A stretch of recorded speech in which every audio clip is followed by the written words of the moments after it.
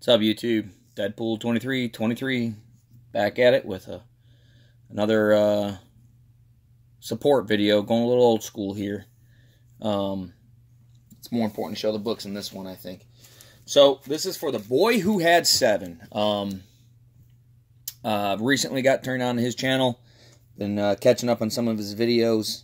He's actually a really knowledgeable video. His videos are fun to watch. Seems to be a very good family man. And he's actually pretty highly recommended in the community. And I think that's about the most important thing, is when other YouTubers are recommending him. I think that's awesome. So the rules are, I don't remember the age. It wasn't 21, but if you were under 18, I think you had to have parental permission. Subbed I am. He says he'll ship anywhere. I live in the continental United States, so it won't cost you too much money. You can just comment on his video to get 1 entry. You can send someone over to sub his channel to get 2 entries. Or you can make a video for 5 entries. So I subbed for 1 and I'm making a video for 5.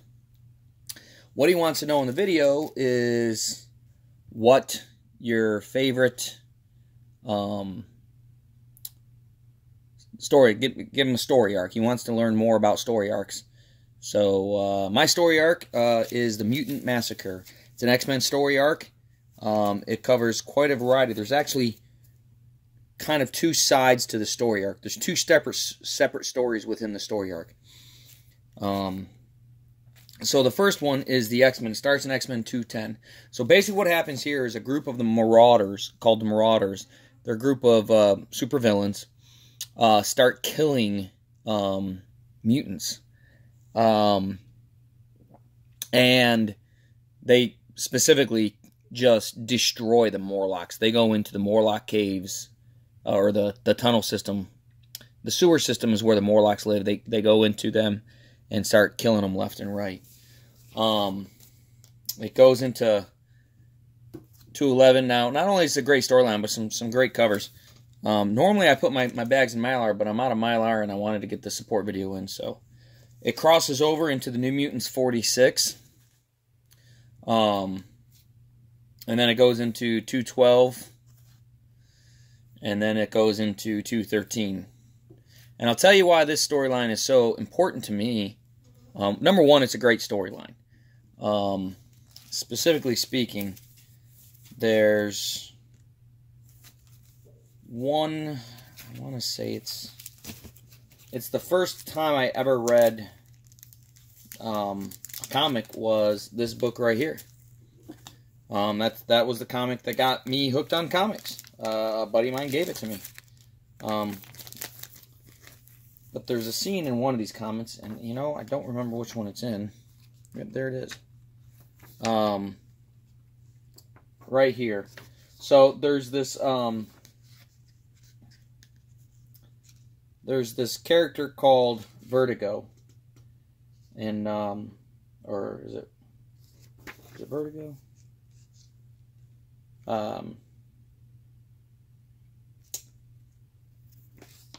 So right here you can see this character. He's spinning, and he I think his name is Vertigo, but don't quote me on that.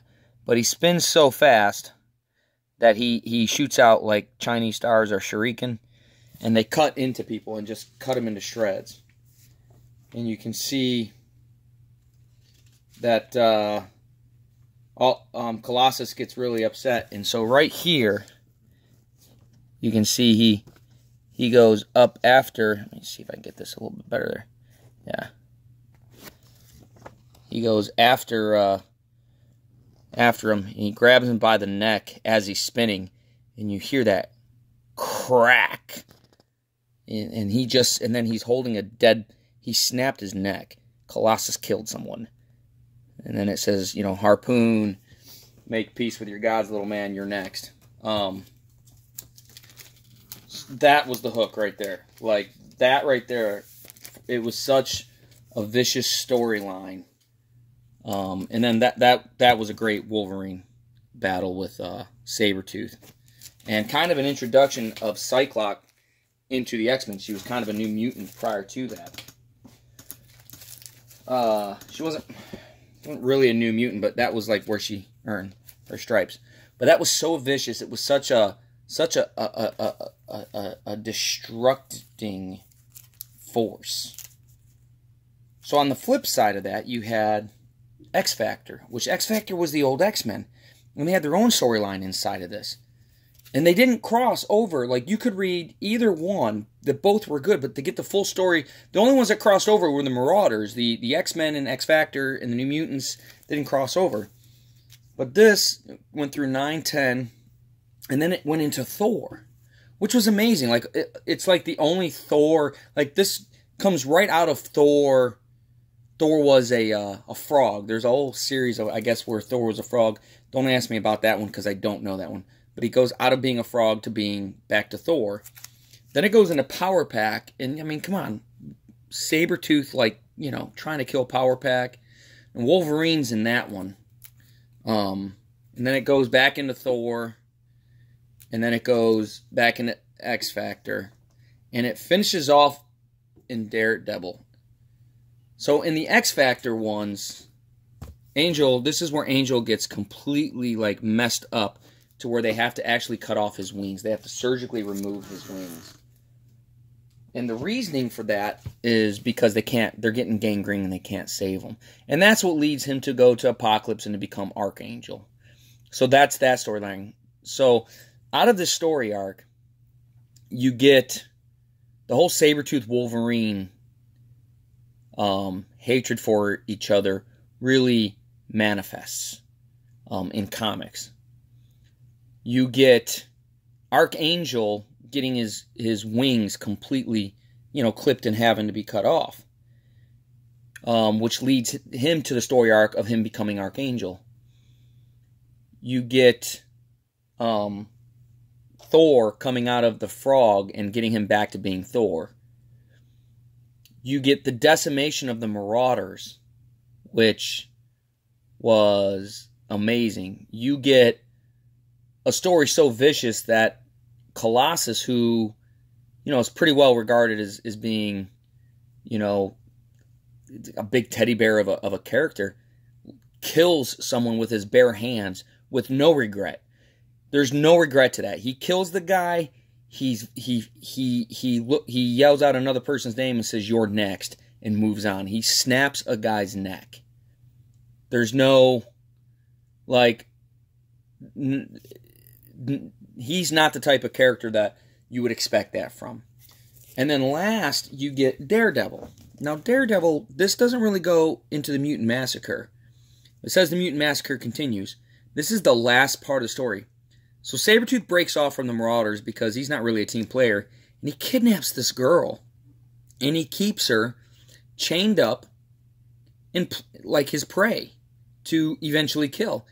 And, you know, it doesn't really say what happens, but it leads you to believe some really evil, villainous stuff happened at the hands of Sabretooth to this poor young girl. And, of course, Daredevil comes in and saves her. But it just shows you how vicious of a character Sabretooth really is. So that's why the Mutant Massacre is my favorite storyline of all time. There's a lot of great storylines out there, but for me, it's what got me into reading comics. And it was just such, there's just so many things going on with it, and it just, it doesn't get the credit due, and it had such a major impact on so many other storylines in the X-Men and Marvel Universe. So, congratulations on 400 subs.